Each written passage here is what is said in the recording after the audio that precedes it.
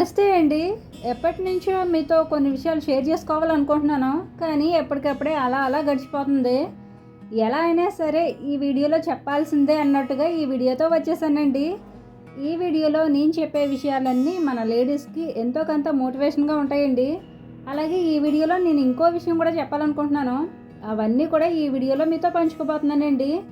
ముఖ్యంగా నేను చెప్పాల్సిన ఫస్ట్ విషయం ఏంటంటే, బిజినెస్కి సంబంధించి చాలామంది నన్ను కాంటాక్ట్ అవుతున్నారండి. వాళ్ళందరికీ కూడా ఈ వీడియోలో సమాధానం చెప్పాలనుకుంటున్నాను. సుమా, నేను వడియాలు బాగా పెడతాను. సుమా, నేను పిండి వంటలు బాగా చేస్తాను. సుమా, నేను పచ్చళ్ళు అయితే చాలా బాగా చేస్తాను. సుమక్క, నేను అన్ని రకాల కారప్పొడులు చాలా టేస్టీగా చేస్తాను. ఇలా ఎవరో ఒకరు కాల్స్ చేస్తూ ఉంటారండి.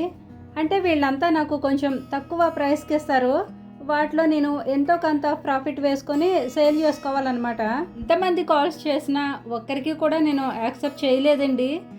నేను యాక్సెప్ట్ చేయలేదని నా గురించి అర్థం చేసుకున్న వాళ్ళు ఉంటారు, అపార్థం చేసుకున్న వాళ్ళు ఉంటారు.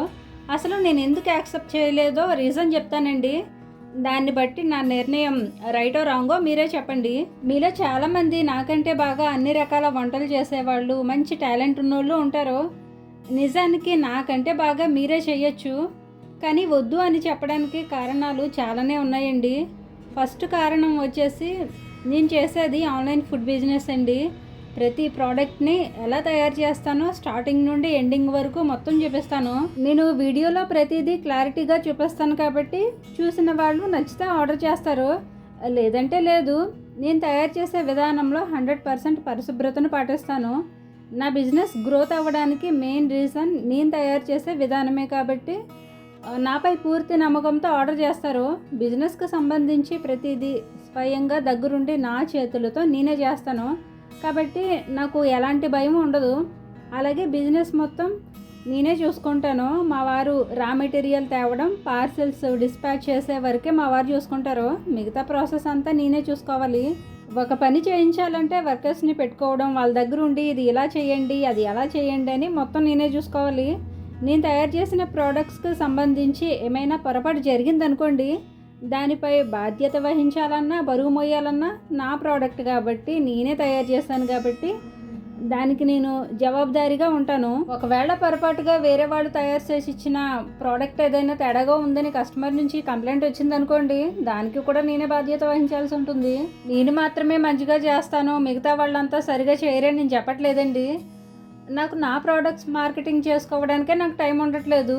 నా ప్రోడక్ట్స్ కావాలని కాల్ చేస్తుంటేనే నాకు మాట్లాడడానికి టైం లేక దయచేసి వాట్సాప్ చేయండి అని బ్రతిమలాడుకుంటున్నాను. ఎవరు కాల్ చేసినా మా వారు మాట్లాడరండి. కాల్ వచ్చిన వెంటనే ఫోన్ నాకు ఇచ్చేస్తారు. నేను ఎంత బిజీగా ఉన్నా కాల్ వస్తే నేనే మాట్లాడాలి.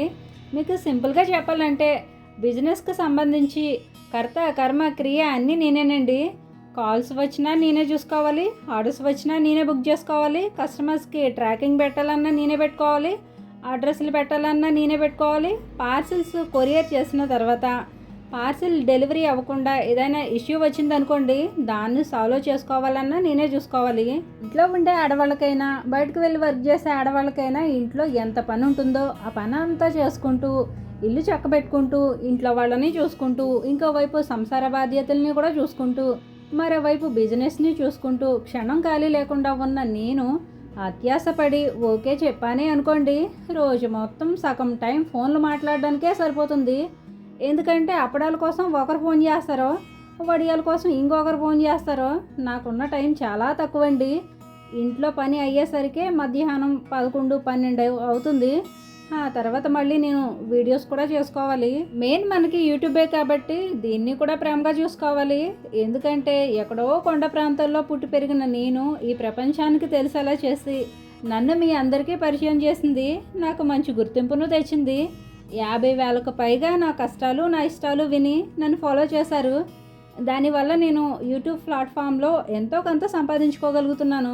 ఇంతకంటే సంపాదించేసుకోవాలని అత్యాశ అయితే లేదండి. నేను ఏ ప్రోడక్ట్ తయారు చేసినా అది 1 వీక్లోనే అయిపోతుంది. 1 వీక్ కాకపోతే 2 వీక్స్లో అయినా నాకేం బాధ లేదండి. ఏ ప్రోడక్ట్ మంచిగా వెళ్తే అదే తయారు చేసుకుంటాను. బిజినెస్ స్టార్ట్ చేసిన కొత్తలో ఎండు చేపలు, ఎండు రొయ్యలు, అల్లం పచ్చడి, కరివేపాకు పచ్చడి చాలానే ఉండేవి. కానీ అవి రాను రాను కస్టమర్స్ సరిగా ఆర్డర్ చేసుకునేవాళ్ళు కాదు. సరే అని చెప్పి అవి స్కిప్ చేసేసి వాటి ప్లేస్లో హెల్తీగా dosa premix powders, sprouted upma రవ్వలు అలాంటివి స్టార్ట్ చేశాను. వాటితో పాటు హెర్బల్ షాంపూ కూడా స్టార్ట్ చేశాను. ప్రస్తుతానికి ఇవన్నీ బాగానే వెళ్తున్నాయండి. ఇక్కడ చూసారు కదండి, ఇక్కడ మసాలా కారానికి వాడే ఎండుమిర్చి, మసాలా దినుసులు ఎంత శుభ్రంగా ఎండలో ఆరబెట్టి ఎలా తయారు చేస్తున్నామో చూస్తున్నారు. చుట్టూ ఉండే వాతావరణం, మేము వాడే వంట పాత్రలు అన్నీ చూస్తున్నారు కాబట్టి నచ్చి ఆర్డర్ చేస్తారు. చూసి ఆర్డర్ చేస్తున్నారు కాబట్టి ఇక్కడ కస్టమర్ బాధపడాల్సింది ఏం లేదు. నాకు తయారు చేసి ఇస్తామన్న వాళ్ళంతా ఎవరు ఎంత హైజీన్గా తయారు చేసి ఇస్తారో తెలీదు. నేను వాళ్ళందరి దగ్గరికి వెళ్ళి చూసి నాకు నచ్చితే ఓకే చెప్పాలన్నా ఇదంతా పెద్ద తలనొప్పండి. ఎందుకు తలనొప్పి అంటున్నానంటే నాకు మ్యాన్ పవర్ కూడా తక్కువండి. ఎలాంటి ప్రాబ్లం వచ్చినా దాన్ని హ్యాండిల్ చేయడానికి నేనే రెడీగా ఉండాలి. నేను చేసేది ఫుడ్ బిజినెస్ అండి. ఏ జ్యువెలరీ బిజినెస్, శారీ బిజినెస్ అయితే మహా అయితే కలర్ పోతాయి, లేదంటే డ్యామేజ్ అవుతాయి. ఇది పెద్ద ప్రాబ్లం కాదు. కానీ ఫుడ్ బిజినెస్ అలా కాదు కదండి. ఆరోగ్యానికి సంబంధించింది. ఏ మాత్రం తేడా వచ్చినా రియాక్షన్ ఎలా ఉంటుందో మీకు కూడా తెలుసు. అందులోనూ సమాజంలో ఏం జరిగినా చీమల గురించి, చిట్టెలుకల గురించి పట్టించుకుంటారు కానివ్వండి, పెద్ద పెద్ద తిమింగలాల గురించి అయితే ఎవరో పట్టించుకోరు. తిమింగలాలు మహాసముద్రంలో ఉంటాయి కాబట్టి ఈజీగా తప్పించుకుంటాయి. కానీ చీమలో, చిట్టెలుకలు అలా కాదు కదండి. చిటికెన వేలుతో కూడా ఈజీగా పట్టేసుకోవచ్చు, ఇంకేమైనా చేయొచ్చు. ఇంకొకటి ఏంటంటే, నేను తయారు చేసే ప్రోడక్ట్స్ అన్నీ డ్రై ప్రోడక్ట్స్ అండి. అంటే తయారు చేసే ముందు కడిగి ఎండలో ఆరబెడుతూ ఉంటాను. ఉప్మా రవ్వలు తయారు చేయాలన్నా, పిండ్లు తయారు చేయాలన్నా, కారాలు తయారు చేయాలన్నా ఫస్ట్ ఎండలో ఆరబెట్టిన తర్వాత ప్రోడక్ట్స్ రెడీ చేస్తాను. ఇలా ఆరబెట్టుకోవడానికి మాకు మేడ లేదండి, వేరే వాళ్ళ మేడ మీద ఆరబెట్టుకుంటున్నాం. లక్కీగా వాళ్ళు మంచోళ్ళు కాబట్టి ఇప్పటి వరకు అయితే ఎలాంటి ఇబ్బంది పెట్టలేదండి. పక్కోళ్ళ మేడ మీద ఆరబెట్టి బిజినెస్ చేస్తున్నందుకు ఇప్పటికే కొంచెం ఇబ్బందిగా ఫీల్ అవుతున్నాం. ఏ టైంకి ఏం వినాల్సి వస్తుందో ఏంటోనని. 2-3 నెలల నుండి ఏం చేస్తున్నామంటే, మిర్చి తొడుములు తీయడానికి వర్కర్స్ని ఎలాగో పెట్టుకోవాలి కదా అని అదేదో వీళ్ళకే ఇచ్చేస్తే వీళ్ళకి కూడా కొంత ఉపాధి కల్పించినట్టుగా ఉంటుంది కదా అని మిర్చి బస్తా తెచ్చినప్పుడల్లా వీళ్ళకే ఇచ్చేస్తున్నాం. మేడ ఉంటే అన్నీ ఉన్నట్టు కాదు కదండి. ఎవరికి ఉండే బాధలు వాళ్ళకు ఉంటాయి. వాళ్ళ పుణ్యమా అని బిజినెస్ చేసుకుంటున్నాం. అందుకే ఈ చిన్న పని ఇస్తే కొంతైనా హెల్ప్ చేసినట్టుగా ఉంటుంది కదా అని కొన్ని పనులు వాళ్ళకే ఇచ్చేస్తున్నాను. ఓకేనండి, బిజినెస్ ఇంకా మంచిగా గ్రో చేసుకోకపోవడానికి కారణాలన్నీ విన్నారు కాబట్టి తెలిసి తెలియని వాళ్ళ దగ్గర ప్రోడక్ట్స్ తీసుకొని బిజినెస్ చేసుకోవడం రైటో రాంగో మీరే చెప్పండి. ఇంకొక ముఖ్యమైన విషయం ఏంటంటే, నా లక్ష్యం బిజినెస్సే కాదండి, అసలైంది వ్యవసాయం. ఎప్పటికైనా సరే ప్రకృతి వ్యవసాయం చేయాలన్నది నా డ్రీమ్ అండి. దీనికోసం సేంద్రియ ఎరువులు ఎలా తయారు చేసుకోవాలో నేర్చుకోవాలి, మట్టిని ఎలా సారవంతం చేయాలో నేర్చుకోవాలి. వ్యవసాయం మంచిగా చేయాలనే కోరికతోనే బిజినెస్ స్టార్ట్ చేశాను. ఇంట్లో మావారే కష్టపడాలంటే తనకొచ్చే ఆదాయం ఇంటి అవసరాలకే సరిపోతాయి. వ్యవసాయానికి పెట్టుబడి పెట్టాలంటే నేను కూడా కష్టపడాలి. మీరు చెప్తే నమ్మరు కానండి, బిజినెస్లో వచ్చిన ప్రాఫిట్ని వ్యవసాయానికే ఖర్చు పెడతాం. 2 సంవత్సరాల క్రితం అమ్మాళ్ళూరులో వ్యవసాయ భూమి కొనుక్కున్నామండి. అది కొన్న దగ్గర నుండే వ్యవసాయం స్టార్ట్ చేసాం. మంచి బట్టలు కొనుక్కోవాలి, సినిమాకి వెళ్ళాలి, షికార్లకు వెళ్ళాలని నాకు ఎలాంటి కోరికలు ఉండవండి. ఇక్కడ మంచిగా నాటాకులు పెంచుకోవాలి, నాటు కోళ్ళను పెంచాలి, ఆర్గానిక్గా కూరగాయలు పండించుకోవాలి. ఇవే నా కోరికలండి. మాకు ఉండడానికి సరైన ఇల్లు కూడా లేదు. వర్షాకాలం వచ్చిందంటే మా తెప్పలు మామూలుగా ఉండవు. అయినా సరే ఆ ఇంట్లోనే ఎలాగోలాగా అడ్జస్ట్ అయ్యి ఉండాలని ఉంటుంది తప్ప మంచి ఇల్లు కట్టుకోవాలని కూడా ఉండదు. ఎందుకంటే పిల్లల బాధ్యతలు తీరిపోయాక ఇక్కడే చిన్న ఇల్లు కట్టుకొని మాకు ఓపుకున్నంత వరకు వ్యవసాయం చేసుకుంటూ ప్రశాంతంగా ఉండాలనుకుంటున్నాను.